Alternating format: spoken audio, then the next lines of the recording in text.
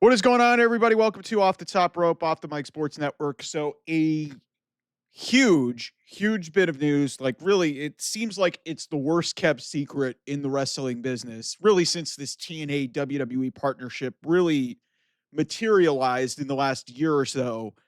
Um, and it became more of a reality and more of an inevitability on tonight's TNA Impact.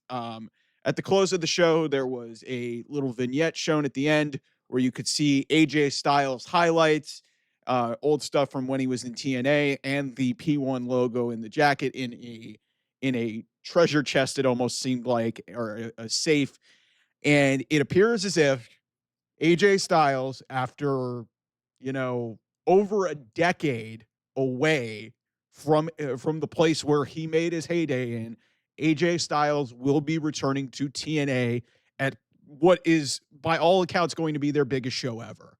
The reports are for the UBS Arena in Long Island, on Long Island. They are expecting this to eclipse their attendance record, which was, I think, at like somewhere 7 to 8,000 people at the Alamo Dome in San Antonio, which is a big building. And you know what's crazy about that is those were the days of Hulk Hogan. Those are the days of Hulk Hogan in TNA Wrestling. Um, Listen, I know the discussion about AEW and the discussion about WWE. I think we need to start taking notice. Listen, TNA has not been perfect um, in the last couple of years. Obviously, what happened to Scott D'Amore was not a good look for this company. Gail Kim recently departed the company. They've brought in some problematic people. Tessa Blanchard's a very divisive figure in the wrestling space. There's been a lot of questionable decisions made within that company. But they've got a veteran roster. They've got some longstanding ex WWE people. And the storytelling in there is very interesting. And they've actually taken an ex AEW guy in Mike Santana and turned him into a potential world champion, and that could happen in New York, where he's from. He's from the Bronx, not which I mean, I'm not an expert on New York geography, but I don't know how far Long Island is from the Bronx or from Brooklyn. I think but Mike Santana is awesome. Joe Hendry's obviously become a mainstay and really provided a lot of visibility. A lot of people were questioning what happened with him losing in like 3 minutes to Randy Orton at WrestleMania, but it's like Randy Orton was having fun. Joe Hendry, it was all about the reaction, and that was good business. And their new president, Carlos Silva, I swear to God, this guy's been fucking everywhere. Like he was at NXT shows. He's doing press with, all multiple outlets. And he was even leaning into, like, first question he has, hey, is AJ Styles going to be there? Yeah, it's going to be a phenomenal night. Like, we know that this is happening. And listen, if this does in fact come true, and I believe it will, this is going to be one of the biggest moments in TNA history. To get AJ Styles back in any form or fashion, because guys, let's get real. TNA is special to AJ Styles, but it did not end well there. It did not end great. And he ended up going to Japan, and then in 2016, for basically the last 9 years, this guy has been one of the mainstays in WWE. And I thought the minute that this partnership happened, that it was like, there is a lot to explore there. Some people are just trying to rip this apart because, hey, Will Ospreay's not going to get a chance to wrestle AJ Styles, who's his hero. It's like, guys, grow the fuck up. Frankie Kazarian's there. That may not excite you, but there's a story there. If Trick Williams is still the TNA champion, that's a very interesting element where, you've got an ex-TNA guy with TNA in his blood against a guy who's really trying to ruin TNA, I guess, in Trick Williams. So that's an interesting element. If Mike Santana wins it, he's spoken very open about bringing TNA back. Joe Hendry, that's a great opportunity as well. So I can't wait to see how this plays out. I mean, obviously, there's an open challenge on this show for the what's now known as the International Championship with Steve Macklin, who Steve Macklin's really great. So that could be an interesting spot for AJ Styles to show up on this show. But it's this partnership has really, with WWE, has really injected life into TNA.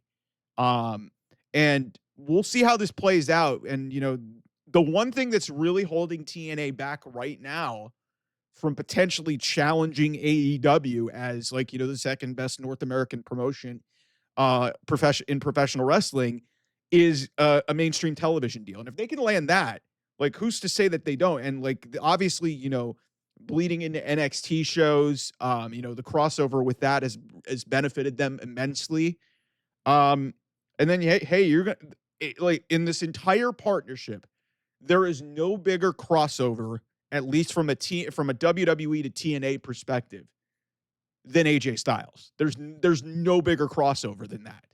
Like, Joe Hendry going from TNA to WWE, that was the biggest that they could do there.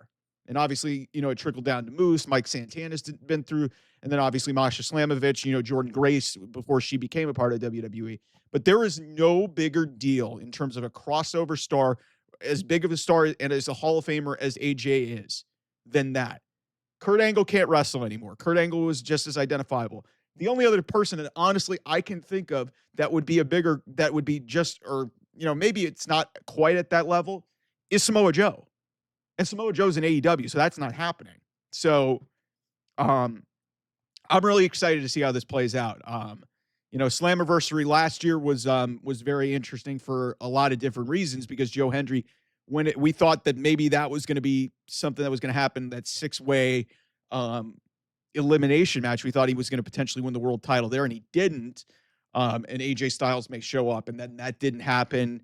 And obviously now TNA's, built themselves up with this now seemingly official partnership with WWE, that they're now in a position here to really capitalize on some major momentum a week after, that massive wrestling weekend. And they're doing it in New York at a brand new arena, the UBS Arena on Long Island. And they, by all accounts, like, this is gonna get over 8,000 tickets, and people may be snickering at that, but like, that's incredible considering TNA has been in existence for over 20 years. For over 20 years, this company has been in existence. Its founder is now in AEW. Most of their major stars that they made from that era are either spread across between WWE, New Japan. They're all over the place. And now here we are. This is going to be their biggest show ever. And in all likelihood, they're going to bring back their most recognizable homegrown star in AJ Styles. And let me tell you this, like, TNA deserves a lot of credit for what they did for the wrestling industry back in the day. And yes, there was that run with Hogan and Bischoff where they kind of lost their way. And I think it honestly kind of killed their momentum for a while, because all of the goodwill, and then they had, all these crossover things that kind of ruined them for a while. And they've been trying to find their way back.